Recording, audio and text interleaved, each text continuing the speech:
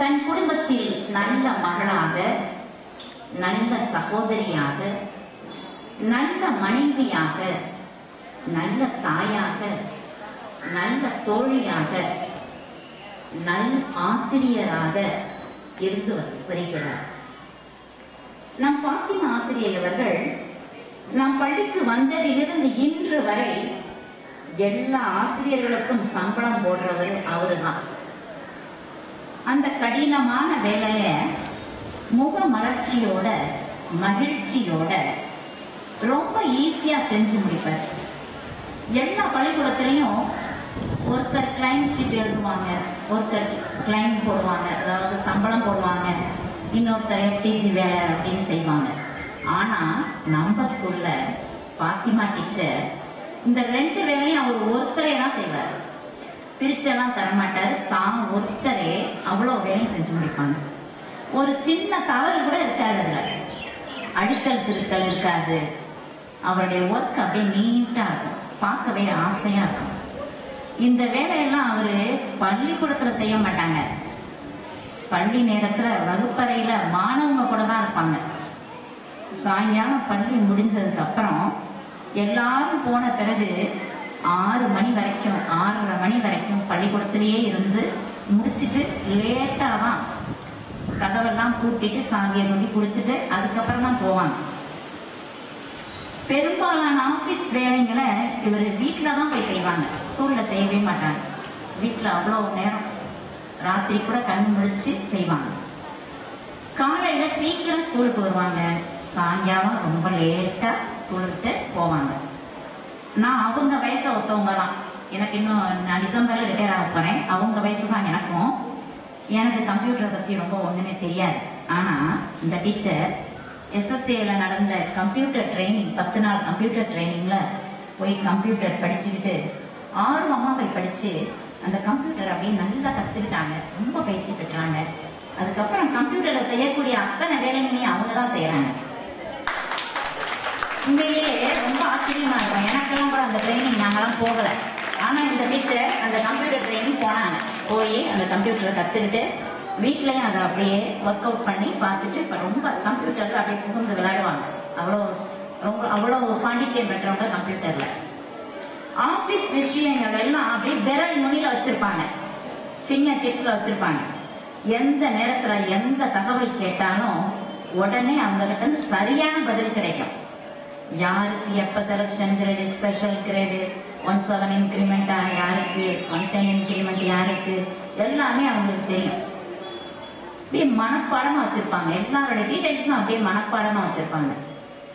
Office சம்பந்தமா ஏதாவது சந்தேகம் கேட்டா இவங்க அப்படியே உடனே எதையும் பார்க்க மாட்டாங்க, உடனே அப்படியே மனப்பாடமா அவங்க எப்படிதான் வச்சிருப்பாங்களோ கம்ப்யூட்டர் மூலம் அவங்களுக்கு அப்படியே உடனே அந்த கம்ப்யூட்டர் மூலையை தட்டி விட்டு உடனே சொல்லிடுவாங்க. அவ்வளோ அழகா சொல்லுவாங்க. எல்லா பாடங்களையும் அவங்க ரொம்ப நல்லா நடத்துவாங்க. அதுலேயும் முக்கியமா கணக்கு பாடம் அவங்களுக்கு ரொம்ப பிடிக்கும். கணக்கை நல்லா சொல்லி தருவாங்க. அவங்ககிட்ட படிச்ச நிறைய மாணவர்கள் கணக்குல தனித்திறமை பெற்று விளங்கியிருக்கிறாங்க.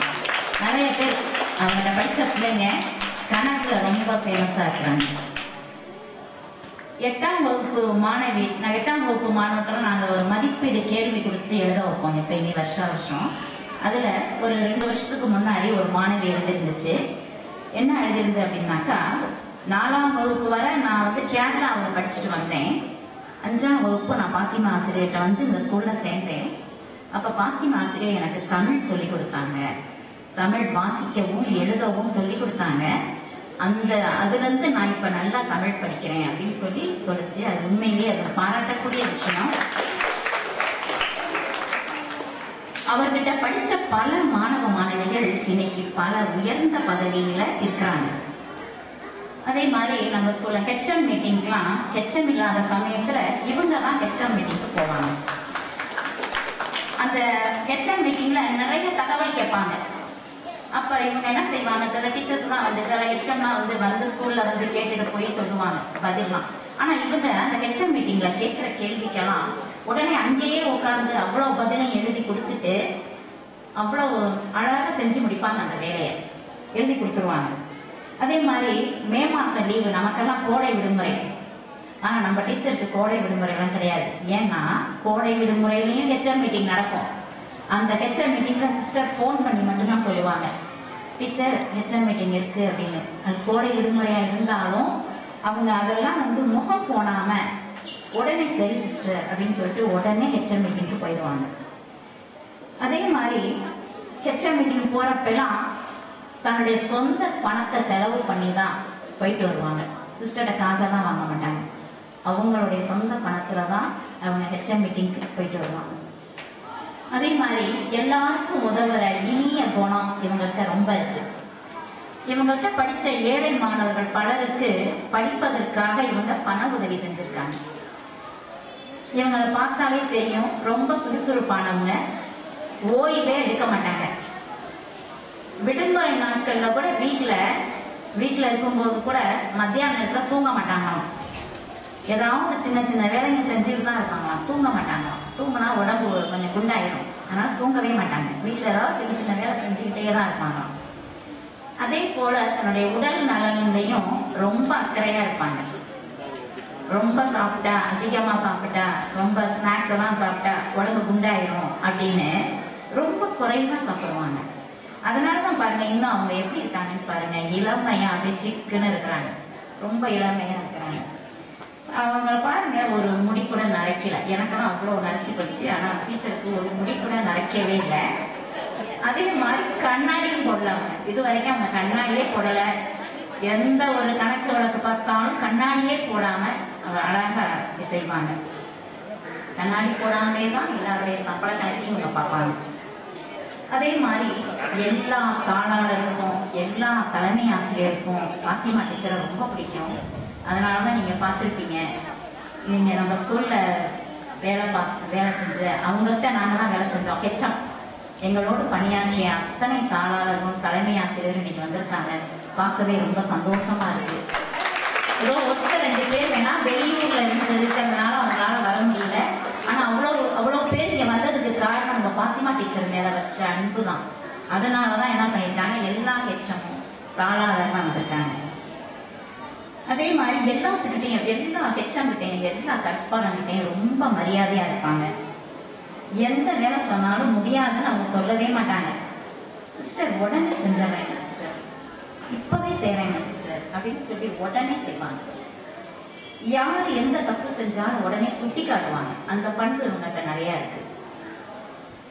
58 வயசுலயும் 58 வயசுல பணி ஓய்வு பெறாங்க. இந்த பணி ஓய்வு பெறும் நம் ஆசிரியர்கள் தன் பணிக்கு தான் ஓய்வு, ஆனா அவங்களுடைய உழைப்புக்கு ஓய்வு இல்லை. பணி ஓய்வு என்பது நீண்ட விடுமுறை. பணி ஓய்வுக்கு பிறகுதான் தான் குடும்பம், தான் குழந்தைங்க, பேர குழந்தைங்க, உற்றார் உறவினர், நண்பர்கள் இப்படிங்கிற மனித உணர்வுகளை எல்லாம், மனித உறவுகளை எல்லாம் ஆழமா நேசிக்கவும் அவங்களுக்காக நேரத்தை செலவிடவும் முடியும். இதுவரை நிர்வாகம் தான் மேலதிகாரியா இருந்தாங்க. இனிமே ஓய்வு பெற்ற பிறகு உங்க வீட்டுல நீங்க தான் மேலதிகாரி. இனிய இல்லற சொந்தங்களையும் பழைய நண்பர்களையும் பார்த்து உறவுகளை புதுப்பித்துக் கொள்ள பொன்னான வாய்ப்பை பணி ஓய்வு வழங்குது. ஆசிரியை பாத்திமா அவர்கள் உடல் உள்ள ஆன்ம சுகத்துடன் பல்லாண்டு பல கோடி 100 ஆண்டு வாழ்ந்திட எல்லாம் வல்ல இறைவனை வேண்டி அனைத்து ஆசிரியர்கள் சார்பாக எனது வாழ்த்துரையை முடிக்கின்றேன். நன்றி.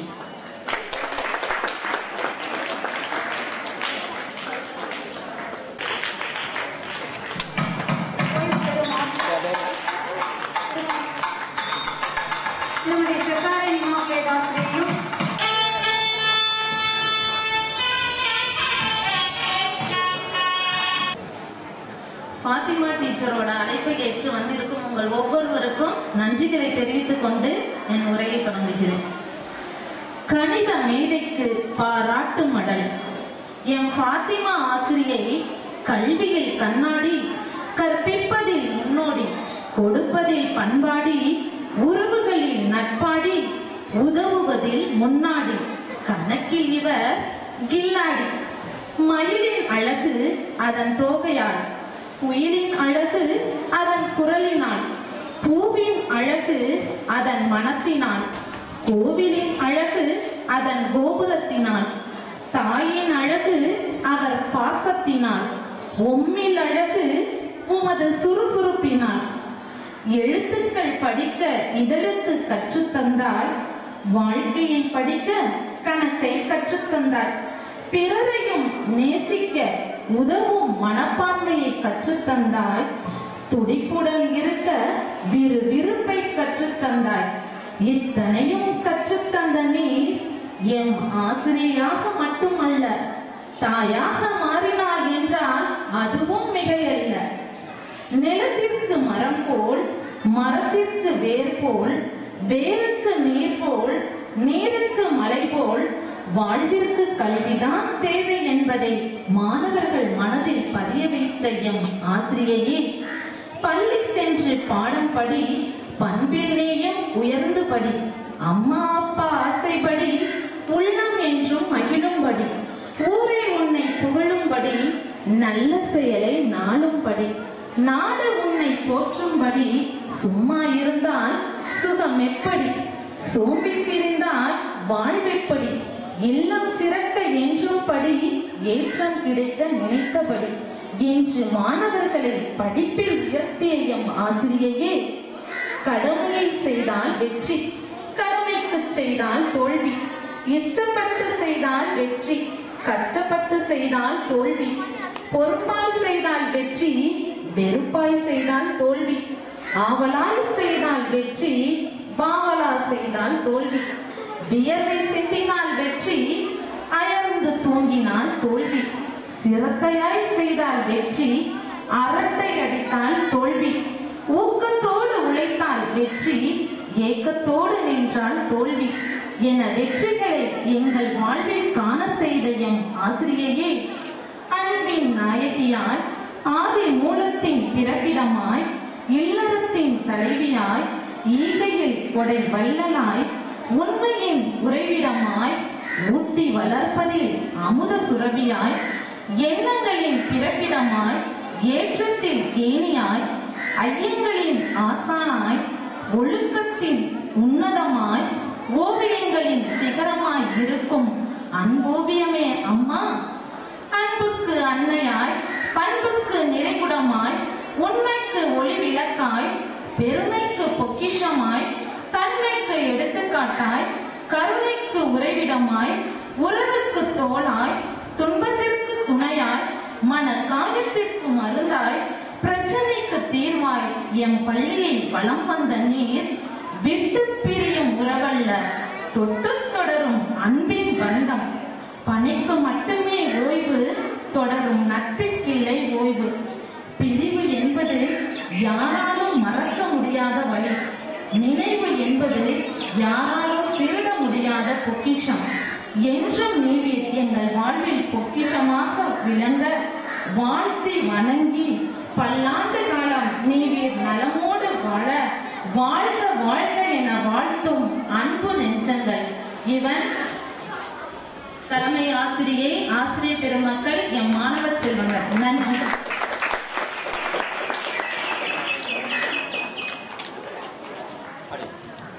வாழ்த்துறை வழங்கிய அனைவருக்கும்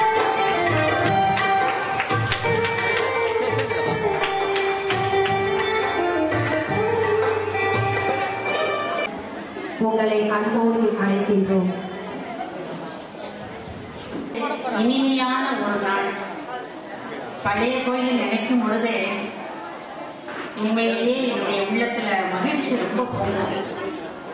அந்த இனிய நினைவுகள் இருமுறை இந்த பள்ளிக்கு தலைமை ஆசிரியராக இருக்கின்ற ஒரு வாய்ப்பு. அதில் ரொம்ப எங்க உள்ளத்தை தொட்டது ஆசிரியர் பெருமக்கள் தான். ரொம்ப அருமையானவங்க. எப்பொழுதுமே நான் நினைக்கிறது, அவங்க சிஸ்டர்ஸ்லாம் வந்துட்டு போயிடுவோம் மாறுதலாகி. ஆனால் இங்கே இருக்கிற ஆசிரியர்கள் தான் ரொம்ப ஓன் பண்ணுவாங்க. இது எங்களுடைய பள்ளி, எங்களுடைய பிள்ளைங்க அப்படிங்கிற ஒரு ஓன் பண்ணி செய்யக்கூடிய ஒரு தனிமைகள் இங்கே அதிகமாகவே காணப்படும். அதனால தான் எதையுமே நான் மிஸ் பண்ணுறதில்லை. அதுவும் முக்கியமாக சுகன்யா அப்படின்னு சொல்லும் பொழுதே அவங்களுடைய ஒவ்வொரு செயல்பாடுகள்லையும் ஒரு புதுமை இருக்கும், உயிரோட்டம் இருக்கும், ஒரு துடிப்பு இருக்கும். ரொம்ப புதுமையாகவே இருக்கும். ரொம்ப மகிழ்ச்சியாக நேரம் போறதே தெரியாது. ஒரு சின்ன நிகழ்ச்சியாக இருந்தால் கூட ரொம்ப அருமையாக செய்வாங்க. எப்படி ஒரு நேரம் எடுத்து அந்த துடிப்பு அவங்களுக்கு ரொம்பவே இருக்கும். இந்த எப்பவுமே நான் சொல்றது அந்த உயிரோட்டம் நிறைந்த ஒரு சூழல்கள் அதில் பார்க்கும் பொழுது இன்று வந்து ஓய்வு பெறுகின்ற அன்பு ஆசிரியர் முதல்ல அவங்க வந்து பணியை ஏற்கும் பொழுது நான் முதல்ல இருந்தேன். சின்ன ஆசிரியராக இருந்தால் கூட ரொம்ப அருமையாக கற்றுக்கொள்வாங்க. நிறைய ஆசிரியர் வீட்டு அடிச்சரங்கள்லாம் இருக்கிறாங்க. அப்படி அங்கே இருக்கிற பொழுதெல்லாம் நல்ல பெரியவங்கள்ட்ட கற்றுக்கொள்ளக்கூடிய ஒரு தன்மைகள் என்ன வேலைனாலும் சரி நல்ல அவங்களுடைய ஒரு உருவாக்கம் தான் இருக்கிறாங்க. இன்னைக்கு நல்லா இருக்கிறாங்க அப்படின்னு சொல்லும் பொழுது அன்றைய காலத்தில் அந்த சின்ன வயசுலேயே ரொம்ப பொறுப்போட பெரிய ஆசிரியர்களுக்கு நல்ல ஒரு பணிந்து அவங்களுடைய நல்ல மதிப்பீடுகளை பெற்றுக்கொண்டு வாழ்ந்தவங்க. இன்னைக்கு ரொம்ப மகிழ்ச்சியாக இருக்குது. வேற ஒரு இடத்துக்கு மாற்று வாய்ப்பு இருந்தால் அந்த வாய்ப்பு கிடைக்காது. திருச்சியில் இருக்க போய் தான் அந்த வாய்ப்பு கிடைச்சிச்சு. ரொம்ப மகிழ்ச்சியாக இருக்குது. அதனால ஆசிரியர் சொன்னது போல ரொம்ப அருமையாக இத்தனை ஆண்டு காலம் அந்த காலத்திலிருந்து நம்ம தொடர்பு இல்லைன்னா கூட அடிக்கடி கேட்டுக்கொள்றது அது தொடர்ந்து அவங்க செய்கிறாங்க. இன்னும் அவங்களுடைய பணி இருக்கும் அப்படின்னு நினைக்கிறேன். பக்கம் தானே வீடு, அவங்க வரலாம், வந்து அருமையாக அந்த குறிப்பிட்ட நேரத்துக்கு வராட்டா கூட அவங்கள டைம் கிடைக்கும் போது வந்து தலைமை ஆசிரியருக்கும் மற்ற ஆசிரியர்களுக்கும் நல்ல ஒத்துழைப்பு கொடுப்பாங்க. தன்னுடைய பணிகளை நல்லா செய்வாங்க அப்படின்னு நான் நினைச்சு அவங்களுக்கு நான் நன்றி சொல்றேன். தொடர்ந்து கடவுள் அவங்களுடைய குடும்பத்தையும் நல்ல ஆசீர்வதிக்கணும். அந்த 2 பிள்ளைகளுக்கும் நல்லதொரு எதிர்காலம் அமைந்து அவங்க மகிழ்ச்சியாக இன்னும் பல 100 ஆண்டுகள் வாழணும். இந்த சமுதாயத்திற்கும் இறை மக்களுக்கும் அவங்க நல்ல ஒரு பணி ஆற்றணும் அப்படின்னு சொல்லி அவங்களுக்காக மன நிறைவோடு அவங்கள வாழ்த்தி ஜெபி